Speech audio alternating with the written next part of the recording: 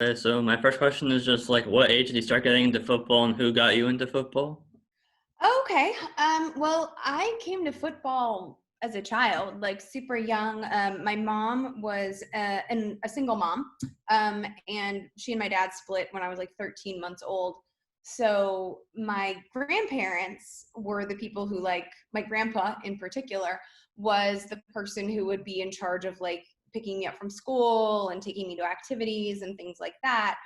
And he was like a World War II vet and grew up on the south side of Chicago and worked as a locomotive engineer, and so like a very manly man, and I was the only child, so I basically learned from him all the things, and a lot of that included not just a love of sports and knowledge of football, but how to change like a faulty belt on a washing machine, how to change the oil in a car before it was all computerized. So he really introduced me to all of those things. I'm going to reference something that I don't know if you're old enough to understand, Mhm. but like, for like Halloween or dance recitals or anything like that, sporting events, he would always be in charge of like the uniforms or the costumes. So for me, like, I think the thing that most illustrates my childhood was one year for Halloween, I was like in third grade or so, elementary school, and all the other little girls were princesses. And my grandfather was like, "Who do you want to be?" And I said Ryan Sandberg, who at the time was the second baseman for the Chicago Mhm. Cubs. Mhm. And that's the costume that was made because Mhm. he was in charge of it. So Mhm. from a very young age, I was exposed to sports and made knowledgeable about them. And I also think growing up in the Midwest, like, sports is just very much a part of culture and community and socialization. So Mhm. it wasn't like, I don't really know any women who are like, "Oh, I'm not into sports. Sports isn't a thing." Like, everybody I know gathered on Sundays to watch games, and Mhm. it was just sort of woven into the culture. Yeah, I'm a big baseball fan too, so I definitely know who he is. Okay. I don't What think you were year? alive yet, though. No, yeah, no, yeah, I don't think so. So what year did you start playing fantasy football specifically?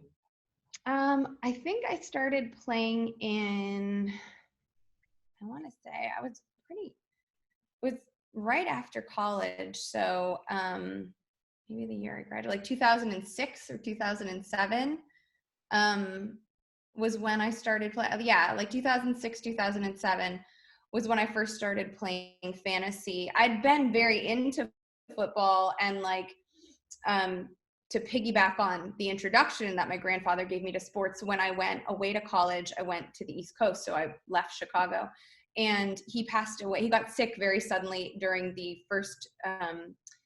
finals during my first semester of my freshman year. And so I had to rush back home, and I didn't make it in time to go say goodbye to him. But I remember turning on the TV, and there was a Bears Vikings game on, and I just watched the game as a way to be with him. And Mhm. then I started watching all of the football games, not just regional NFC North games. And then that really, and it was all just part of my own personal grieving process. And that Mhm. grew my knowledge of the NFL beyond my division, right? Or Mhm. the division that my team played in. And Yeah. so I had been doing that for a while, and then I started dating this guy, and he was in this thing called a fantasy football league.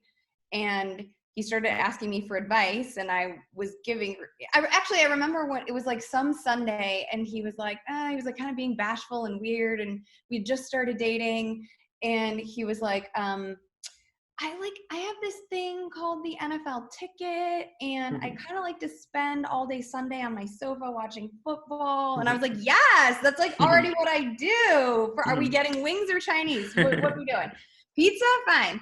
And so that's when he was watching the Red Zone channel, which Mhm. obviously lends itself to fantasy Yeah. so perfectly.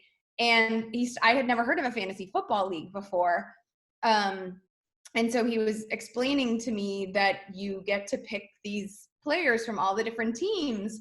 And I was like, "Oh, you mean like this guy?" And like, "Hey, what do you think about, MJD and da da da," like just different Mhm. old school players. And he was like, "Oh my gosh, well, do you think I should start this running back or this running back Mhm. given this matchup next week?" And so I started giving him his advice, and it started working. And then he actually won the Super Bowl in his league that year. And I was like, I don't want to share this or I want my own team, Mm-hmm. because I was totally hooked. Like that was it. The bug had bitten, you know? Mm-hmm. And so I got my own. There happened to be the next season one opening in that league. Somebody had left, and I lobbied to get it for myself, and they gave it to me, and I won the Super Bowl in that league that year. And everybody's like, oh, it's beginner's luck. And then the next year I won it again. And it was at that point that I was like, I don't know if I'm wonderful at this. I don't know if I'm lucky. I know that I enjoy the heck out of it. And I know that I want to learn more about it and engage with other people who are into it. And so I started a blog, and that was in 2009. I started a blog called thefantasyfootballgirl.com. And then everything has just sort of snowballed from there. When you were in college, did you have the intention of getting into the sports industry at all? No, not at all. I mean, I did not go to University of Arizona that has like a vaunted athletic program. I went to Brown in Rhode Island. So it was very much about academics. I was a I double majored in theater and linguistics. So there was certainly like a love of certain sports on campus, but it's not like our teams were, you know, like the Ivy Conference is not necessarily considered the most competitive. What year did you start working with Yahoo Sports? Like, when did you get into that? Well, that was like interesting because I started the blog, and then every year or season, I guess I should say, I wanted to it was always like, what's next? What's the next thing I add? What's the next thing I learn? What's the next obstacle to mount? The next challenge to accept? And so I kept building onto it, and I started with the blog. And then I started adding video blogs. Everything now is video, but back then, like having YouTube clips wasn't really a thing, or vlogs wasn't really a thing. So I added video content. And then the following year, I added my own podcast. And throughout this time, I was just engaging with people on social media, Twitter primarily at the time. And I was saying yes to everybody's everything or everybody's anything. And, you know, whether they were like really small homegrown podcasts where the audio sounded like you were at the bottom of the ocean, or eventually, because I was engaging and enough people got to know my name, enough of my takes worked out, for whatever reason, things started to click. And Nando DeFino asked me on his show on Sirius XM. So I obviously said yes. And I'd done a couple of spots on Sirius. And then someone listening to Sirius, Dr. Roto, who at the time was working for Scout Fantasy, heard me, reached out and said, I'd like to talk with you more one-on-one. Scout is potentially hiring. Can we interview you? Are you interested? And I said yes. And then Scout brought me to a level that Yahoo saw who I was and saw a body of work that was consistently being created and produced. And so Yahoo offered me a job for the 2015 NFL season. So I will have been with Yahoo July of 2015. It will be 5 years that I've been with Yahoo. So I started the blog in 2009 and did not get the offer from Yahoo until 2015. So that was 6 years of hustle before, you know, the biggest name in fantasy called. So what would be your best piece of advice to a current high school college student who's trying to get into like the fantasy football industry or just the sports industry in general? I think a couple of things. I think you have to figure out what your niche is. What are you best at? What is your voice most representative of? For me, it was sleepers. I really, that was always the part of even strategizing for my own fantasy teams that I enjoyed the most. It was finding the waiver wire pick who was going to just dominate, finding the Darius Slayton of the week, you know, like who is going to be, and this is, you know, DFS was certainly there and building momentum, but even in redraft, I was just really excited about who's the guy that nobody knows about and or doesn't believe in. I've always been a huge fan of underdogs. I've identified as an underdog for most of my life. So I think that's probably why I like sleepers. But I think whatever it is, like some people are really into draft strategy, and that's where they love the whole thing, but that's where the bulk of their passion and excitement comes from. Some people really like talent evaluation. The more I've gotten into fantasy, the more into player evaluation especially right now, we're just coming off of the NFL draft, and I thoroughly loved digging in on the rookies after once January hit, once the Senior Bowl hit. That's always the Senior Bowl is my marker to start paying attention to the rookies, because obviously I cannot watch as much Saturday college ball because I'm working so much on Sundays and throughout the week focusing on NFL. But for other people, they're really into algorithms and theory. Running backs don't matter, any of that stuff. And also some people have a funnier voice. Some people like to be comedic.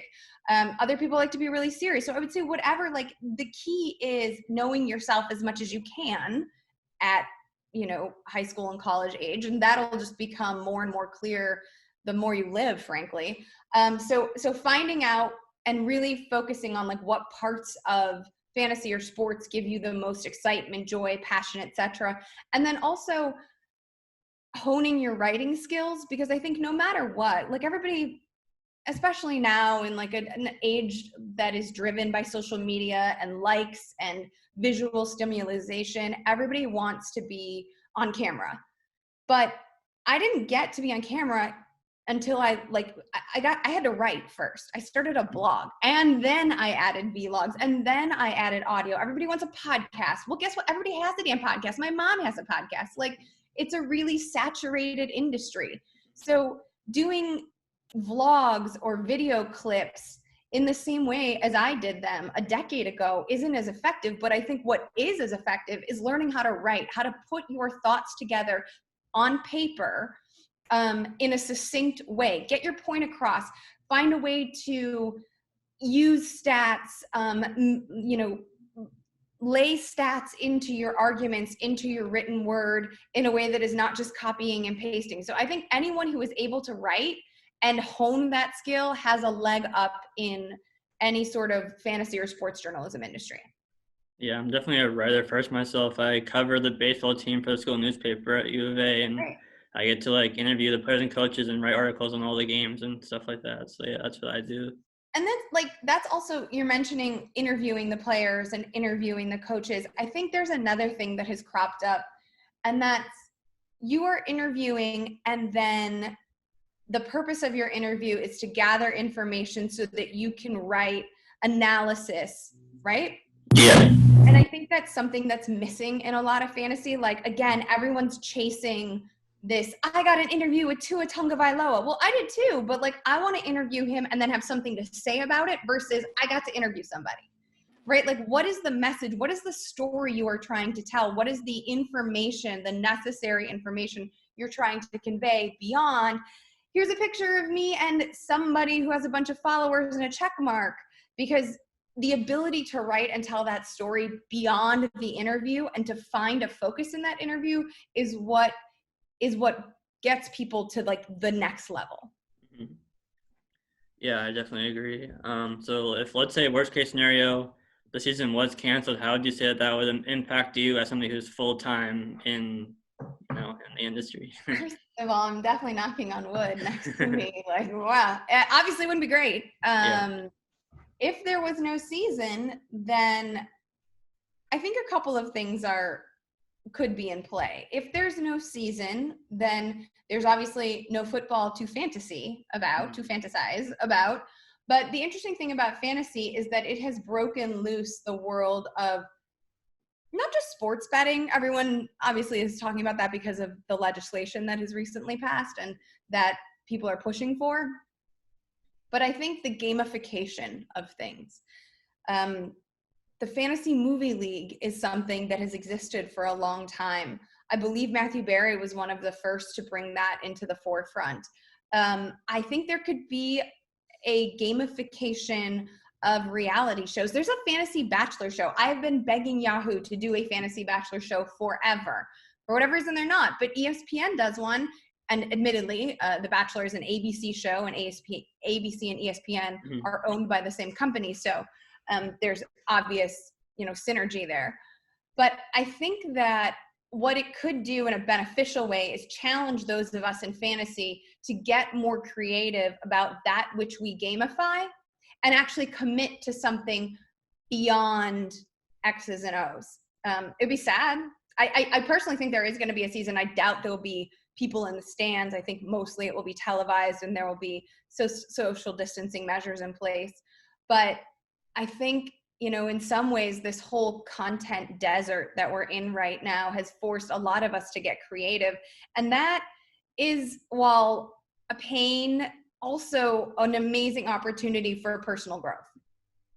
Yeah, definitely. The risk if there is a season is that, like, if one player gets it, then, like, what would they do? Because, like, when Rudy Gobert got it in the NBA, the whole league shut down. So you would wonder if one player gets an NFL, like, would they shut down the whole league or just I think the issue that one player?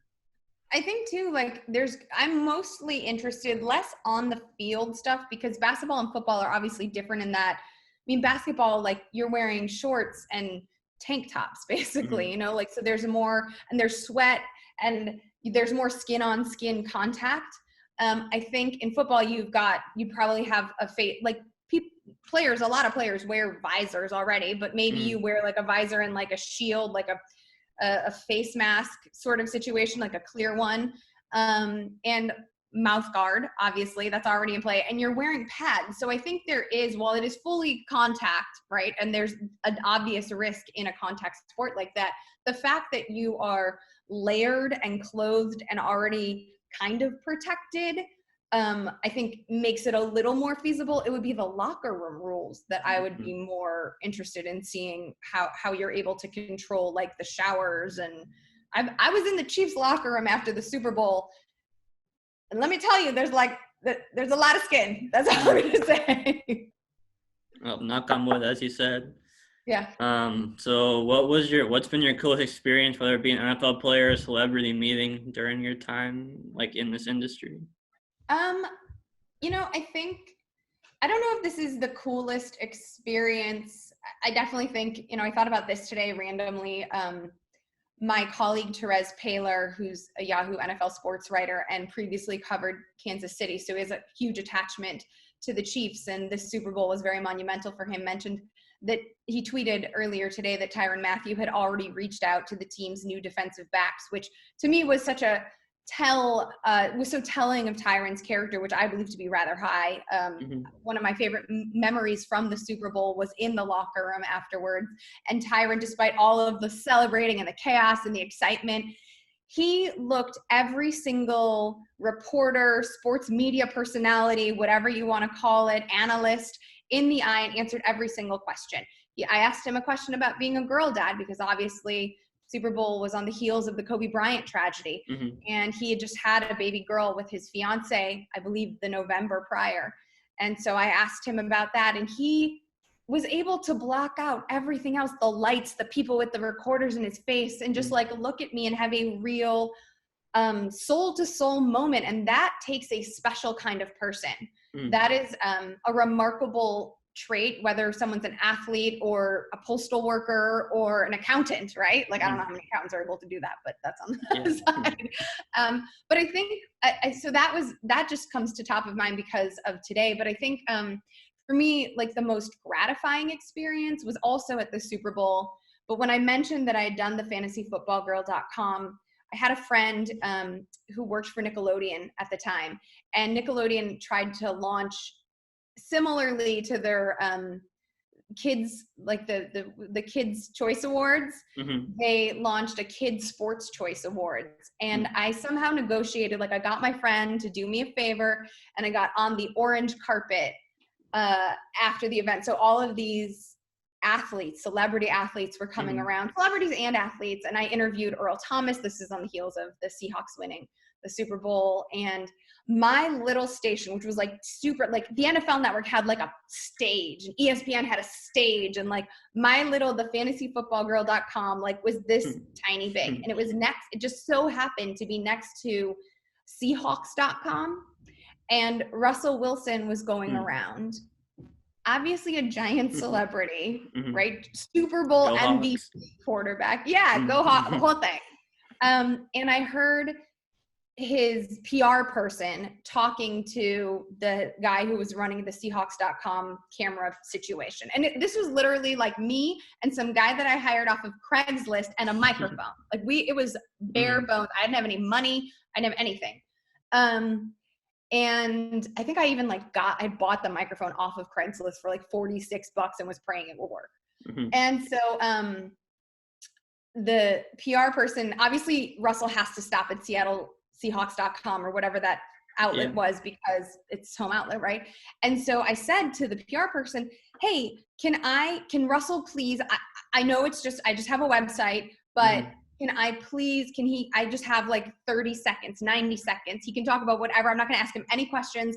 I just need to have this practice of interviewing somebody. And I didn't even honestly view it as hits for my site, or like somehow I would be able to cash in on hashtags didn't exist at the time. So like, and tagging wasn't huge, right? So I just wanted the practice of being able to speak to somebody who was this quote important. And so the guy was like, fine. It's like hot out. It's July. It's super hot. Everyone's sweating. He's like, fine. He's going to talk about his children's charity, but that's it. And I'm like, fine. So Russell comes over and he does it. And he talks about his children's charity, and I, ask him like one or two very easy questions after that. Like, how does it feel to win a Super Bowl? Like not great questions, but I was so new to it. It was such a learning experience. Fast forward to this Super Bowl. So almost 10 years later, I'm working Radio Row, and we have Russell Wilson booked to come onto now I have a stage. It's the Yahoo Sports stage and a whole setup. And it's been a decade. And he's coming over, and he and Sierra had just announced that morning that they were expecting another child. And he comes over, and I retell the whole Nickelodeon Kids' Choice Sports Awards story to him. And he was like, thank you for that. Like, thank you for being like a gracious human. I'm excited to do this. And then he gave me like extra time for Yahoo. We shot a whole thing. He let me like talk about the baby, and he wasn't allowing everybody to talk about that. We had a great interview. He gave me like a hug and a fist bump afterwards. And it just felt like a really like, wow, how far have you come? Like, you are now waiting you begged for a 90-second interview. You are now waiting for Russell Wilson to like come to you. You've been assigned, you get to pay, you're paid this time. And he remembers it. He remembers the interview, or at least he says he does. And he's nothing but gracious. And now like a fan of yours. Like, that's pretty dope. Yeah, that's really awesome. Yeah. Okay, so that's more like the business side of questions, now more into fantasy. So with the potential of like OTAs and training camp being limited or even canceled due to this pandemic, and rookies and new players maybe having not as much time as they normally would of being with the team and learning the playbook, would you say that will affect how you would recommend people look at players and how you would draft players, knowing that maybe they might not know the whole playbook going into the season? Yeah, it's not just knowing the playbook, right? I mean, rapport and chemistry are so huge, particularly, and this is something that I think gets underlooked with offensive line play. Like, we're coming off of a draft where 5 O-linemen went in the first round. And so obviously it's a priority and a need, particularly, and this is part of a larger conversation, because the college game is creating such incredible defensive stud D linemen, and there just isn't enough inventory in the trenches for O linemen to keep up with the like edge rushers that the college game is producing, right? So, and that's also, I think, why you're seeing all of these mobile quarterbacks, because you need to have QBs with mobility who can evade the rush, because you can't rely on a bunch of hog mollies protecting you in the way that they used to. But I think, to get back to your question, like I am definitely, I know everyone's hopeful that just because you draft, Tristan Wirfs, that your line is going to be, I think about Miami, right? Like, obviously there's hope and intention to protect your quarterback and create a trench there. I don't know if you can rely on it. Like, I am looking at O-lines much more this season and how they've moved around. I think about Conklin leaving Tennessee and what that means, and where he's ended up and how everyone's very excited about that, right? So I'm looking a lot at O-line moving around. I think you make up a great point about the rookies, but I'm also looking at free agents. I'm looking at Stephon Diggs, who's one of the crispest route runners in the league, like maybe the best route runner in the league, going to Buffalo. And how much time are he and Josh Allen, who is not an accurate passer, going to have time to get on the same field? And how have we seen Stephon Diggs get frustrated when he wasn't used to his best ability, right? So I am looking at any teams that have moved around big pieces. Tom Brady and Tampa Bay. It does not surprise me one stinking bit that Bruce Arians and the front office in Tampa Bay went out and got Tom Brady's most successful, biggest, even now, even 150 pounds less, security blanket in Rob Gronkowski. Because you are putting a lot of pressure. Like, this is something that has got to work. There's a window here that Tampa Bay and Bruce Arians, given his age and coming out of retirement, are really leaning into. And you've got to give everybody a sense of normalcy and familiarity to succeed. So I think you make up a great point. I'm probably going to downgrade rookies, except for the ones like Denzel Mims, who not everybody is as high on. I'm hugely high on him. Robbie Anderson drew roughly over 90 targets last year in the Jets. I don't believe that Jamison Crowder is some amazing, I think he's a fine PPR slot receiver, but he's had trouble staying healthy. Rashad Perryman has certainly flashed, but this is not like a big bodied player. Like, this is a take the lid off the defense speedster type. So I think Denzel Mims, who's also what Matt Royal was able to do in Baylor, leaning into the whole underdog culture and that narrative, I think Mims is a great fit. And I think that he and Sam Darnold, who doesn't have a bunch of favorites necessarily, it's not like Sam Darnold is so established that he has all of these favorites. So I think that I will prioritize Mims, who may not have the rapport, but will have the volume.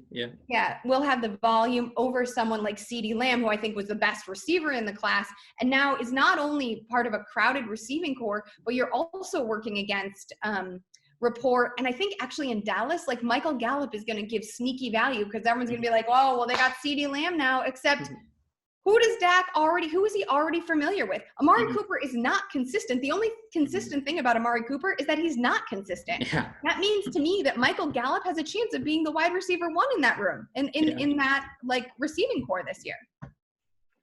I definitely agree with Amari Cooper. He's one of my biggest avoids. I think it was last year he averaged 20 points at home and less than 10 points per game on the road. He just disappears in games. And I know he was banged up last year, but even when he was in Oakland, he would disappear in games too. But he's always banged up. He's had Derek Carr talking about his back, his foot, whatever it is. And that's fine. He's an excellent player. I'm not going to, I don't think anybody is going to pretend those injuries aren't really, really painful.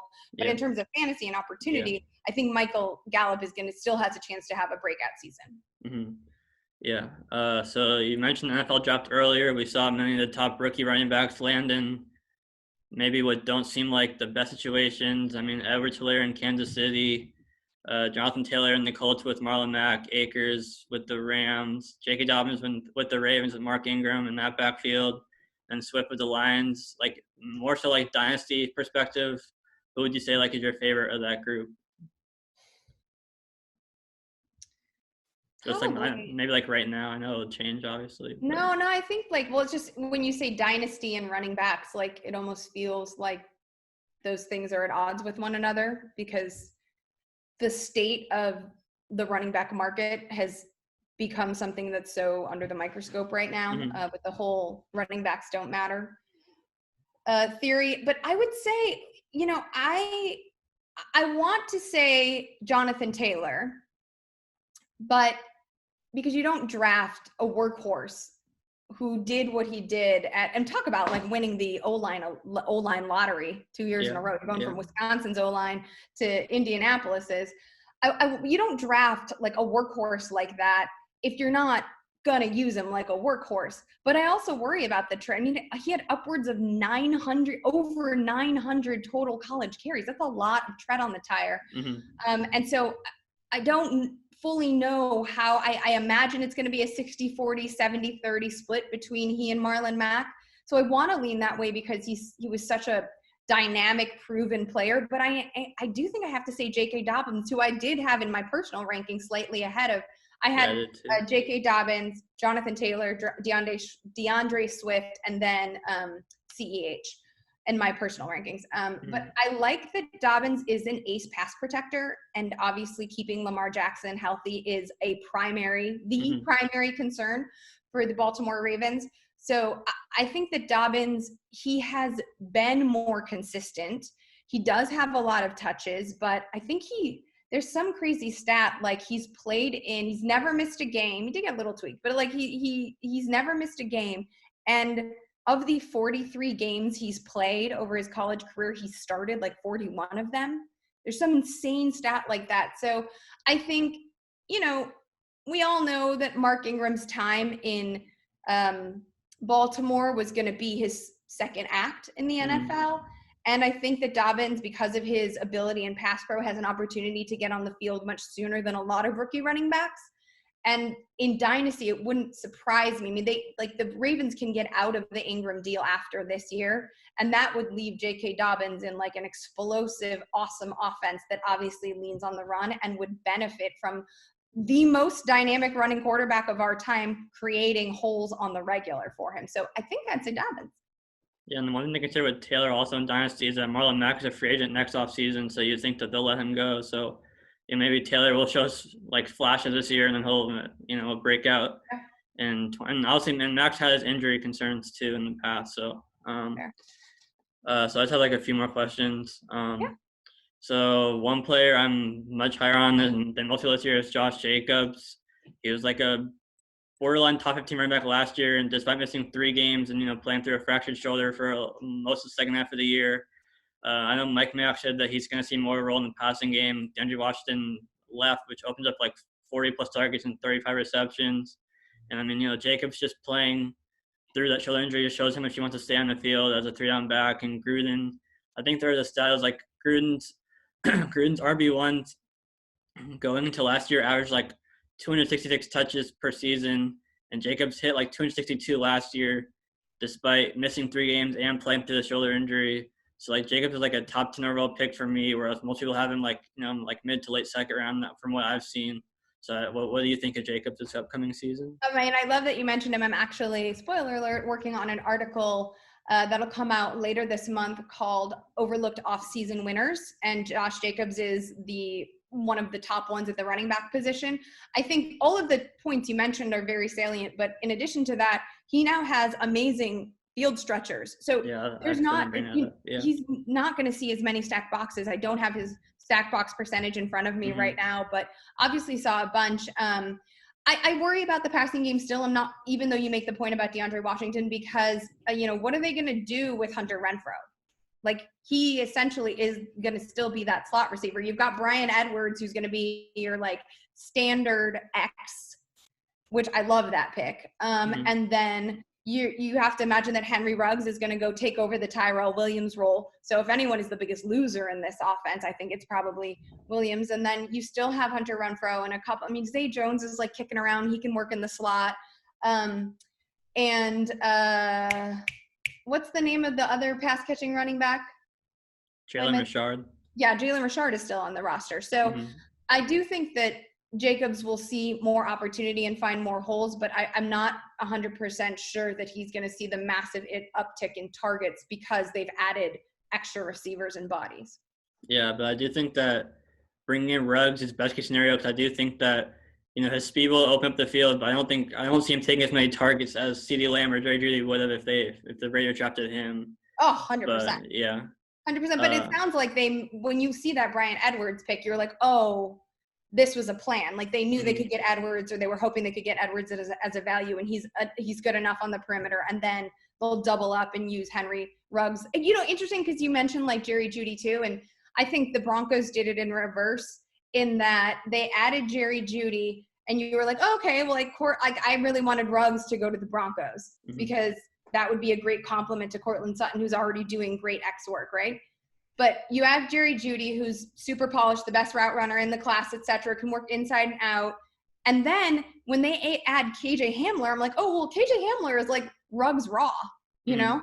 So like they're kind of copying and pasting some of the success at Alabama into Denver to benefit these these players, which I thought was really smart because, I mean, when people talk about Justin Jefferson, for example, and Philadelphia being so bummed, the Eagles fans being so bummed that he wasn't chosen, I sort of feel like, well, how is Justin Jefferson able to be Justin Jefferson without Jamar Chase or a Jamar Chase on the other side of the field? And I don't know if I believe that Deshaun Jackson can continue to be that guy at his age and after last season where he went lame in game 1. So give me a crafty Jalen Reagor that you can manipulate and move all over the place. And maybe it's a little bit raw and doesn't have like regular reps as a receiver, but you can use in a bunch of Curtis Samuel-esque ways, or at least the way that Curtis Samuel was initially drafted. And then you get and then obviously I feel like that's another one where you see that Coach Peterson was thinking that way, because when they grabbed Jalen Hurts, it's like, oh, he doesn't want to be, when you think of creative offensive minds, you think of, Andy Reid and Sean Payton. Well, Doug Peterson is like, what about me? Like, you know what I mean? I come from the Andy Reid tree. I want to get crafty. I want to do crazy things. Look at the Philly special. So I think it's exciting. So one player I'm definitely lower on, even before the NFL draft, was Aaron Jones. Obviously, he had the phenomenal year last year with finishing as a number 2 running back, 19 touchdowns and all. But like when I looked further into it, like he had 2 of the top 6 single game performances of any player the whole year, which was, I believe it was week 5 against the Cowboys and then week 8 against the Chiefs, where he had like 45 plus points in both of those games. But when I looked like deeper into it, like he had like 30% of his total production in those 2 games for the whole season.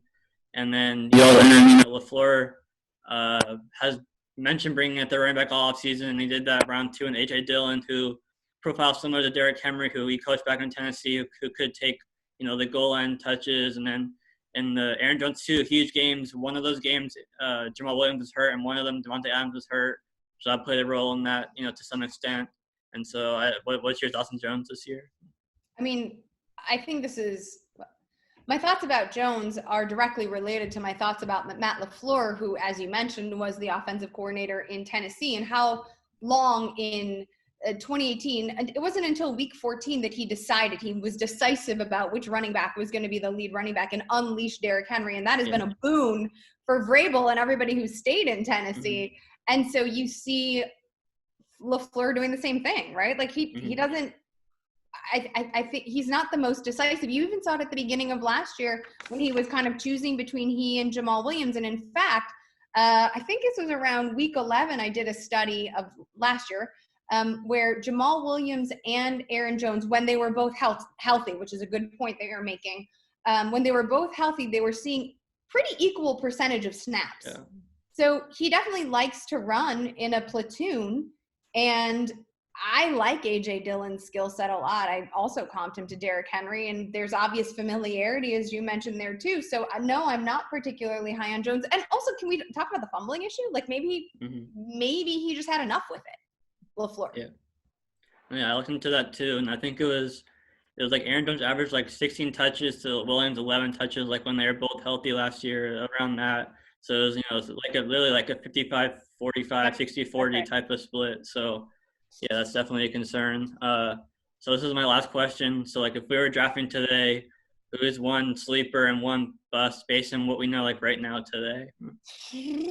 One sleeper and one bust. I haven't done any mock drafts yet.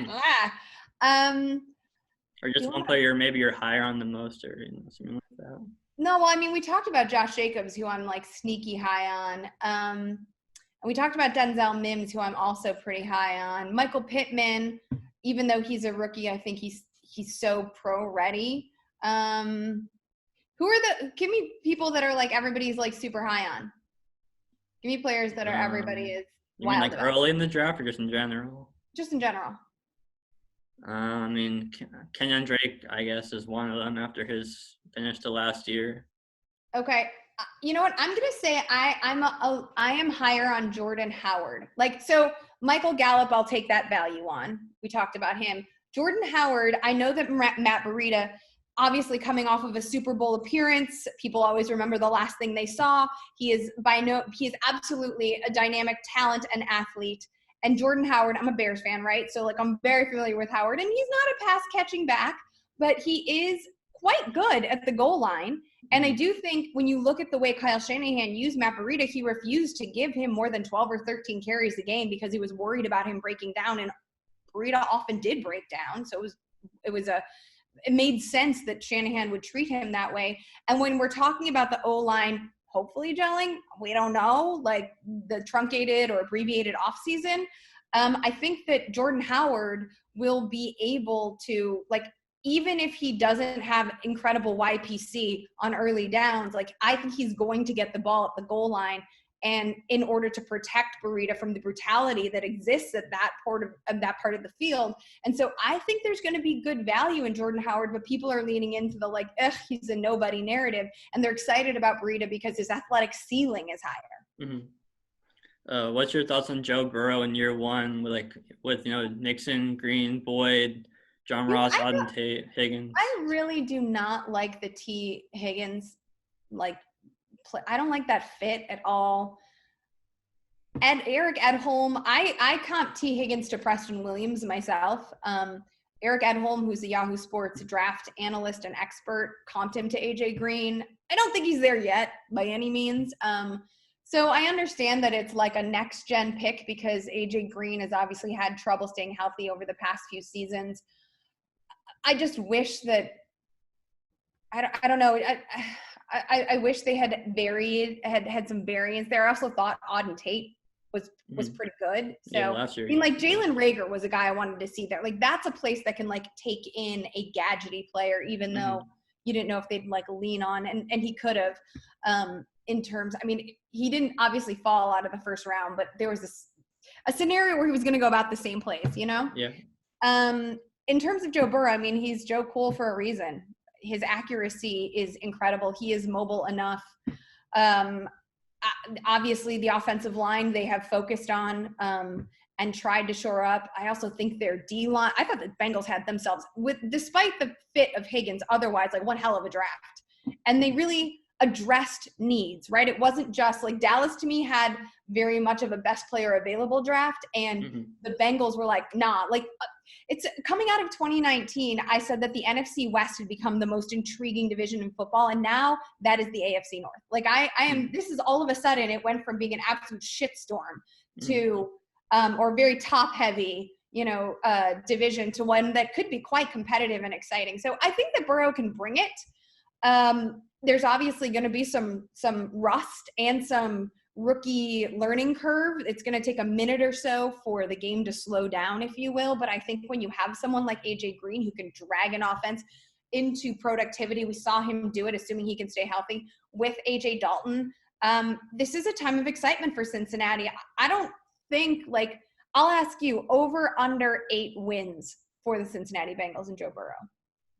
Given the division. I go just under. I'd say 6 to 7 wins. Yeah, I think they're definitely going to be more competitive. I think even through the growing pains, Burrow will offer more than Andy Dalton and Ryan Finley did last year for this offense. So there will be the growing pains, but even then, I think he'll make defenses not sack the box into Mixon as much, just with his arm strength and accuracy, as you mentioned, everything. So yeah, I think they'll be more competitive. I'd say just under on 8 wins, but yeah, I think they'll definitely be more competitive in general.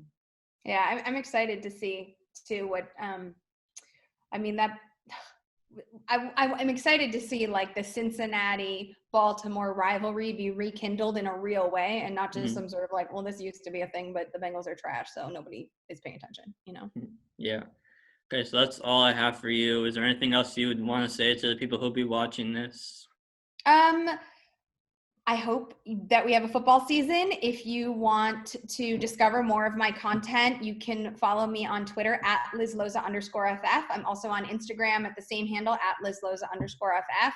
Please go to Yahoo Sports, and we are starting mock drafting. Mock drafting is officially open. Myself, Andy Behrens, Matt Harmon, Scott Pianowski, and Dalton Del Don are going to do a live mock draft this coming Monday, May. We're in May. I can't believe April is the thing that happened. Who knew? I think it's May 4th. And so that's kind of why I'm trying not to draft, because I want it to be really organic, and I want in the live stream do people really see all of us struggle with our picks, because I did rankings over the weekend and they I don't know. Like rankings right now are ridiculous. But yes, go to Yahoo Sports if you haven't already signed up or like reactivated your fantasy account on Yahoo. Please do so at Yahoo Fantasy, at Yahoo Sports on Twitter and Instagram, and at Liz Loza _FF on both of those platforms as well. Thank you. Okay. Thank you again for joining me. Thanks, Ari. Yep. Have a good rest of your day. You too.